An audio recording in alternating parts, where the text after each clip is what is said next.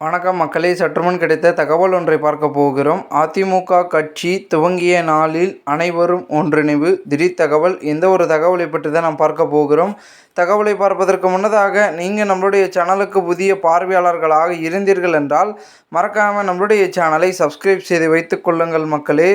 தற்பொழுது அனைத்திந்திய அண்ணா திராவிட முன்னேற்றக் கழகத்தின் 54வது ஆண்டு விழா கொண்டாடப்படுகிறது. இதில் ஏராளமான அதிமுகவினர்கள் பெரும் விதத்தில் இருந்து கொண்டிருந்தார்கள். அதாவது இந்த நாள் என்பது திமுகவிலிருந்து வெளியேறிய எம்ஜி ரவிச்சந்திரன் அவர்கள் அதிமுகவை தொடங்கிய இன்றுடன் 54 ஆண்டுகள் ஆகிறது. இந்த நிலையில் அண்ணா வழியில் பயணிப்பதாக அதிமுக வெளியிட்டுள்ள இந்த ஒரு வீடியோவில் அக்கட்சியில் செயல்படுத்திய நலத்திட்டங்கள் பற்றியும் குறிப்பிட்டுள்ளது. முன்னதாக அதிமுக தொடக்க நாள் முன்னிட்டு ராயப்பேட்டை அலுவலகத்தில் இபிஎஸ் மூத்த தலைவர்கள் எம்ஜிஆர் சிலைக்கு மாலை தூவி மரியாதை செலுத்தி அணிவித்ததோடு தொண்டர்களும் பார்த்திங்கன்னா இனிப்புகளும் வழங்கி அப்பொழுது பார்த்திங்கன்னா நிறைய விதமான விஷயங்களையும் பேசியிருக்கிறார்கள். இதன் மூலமாக பார்த்திங்கன்னா ஆங்காங்கே இருக்கக்கூடிய அதிமுகவின் தொண்டர்களும் ஒரு சில பேச்சுக்களை பேசியிருக்கிறார்கள். என்னவென்றால் அதிமுகவில் பார்த்திங்கன்னா இன்று ரொம்ப முக்கியமான நாள். இந்த நாளில் பார்த்திங்கன்னா அனைவரும் ஒன்றிணைந்து தற்பொழுது அதிமுகவுக்கு செய்ய வேண்டிய செயல்களை நாம் செய்யணும்.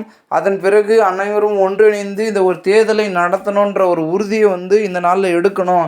அப்படி எடுத்தால் தான் பார்த்திங்கன்னா அதிமுகவை அடுத்த கட்டத்திற்கு நாம் கொண்டு செல்ல முடியும். ஏனென்றால் 2026 தேர்தல் என்பது மிகவும் முக்கியம் வாய்ந்த தேர்தலாக இருக்கிறது.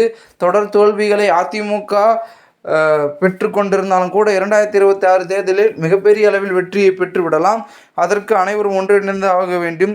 வெளியே சென்றிருக்கும் சசிகலா, டிடிவி தினகரன், ஓ பன்னீர்செல்வம், மேலும் மைத்ரேயன், அன்வர் ராஜா போன்ற முக்கிய புள்ளிகள் தற்போது செங்கோட்டையன் அவர்களும் பெரும் ஒரு நோக்கத்தில் இருக்கிறார். அவர்களும் அனைவரும் ஒன்றிணைந்து மீண்டும் அதிமுகவில் இணைந்து அதிமுகவை பலப்படுத்தி அடுத்தடுத்து மிகப்பெரிய அளவில் ஒரு மெகா சக்தியாக மாற்றி அதிமுகவை களம் காண வைக்க வேண்டும் 2026 தேர்தலில் அப்படின்றதான் பார்த்திங்கன்னா தொண்டர்கள் அங்கே பேசி கொண்டிருந்தார்கள்.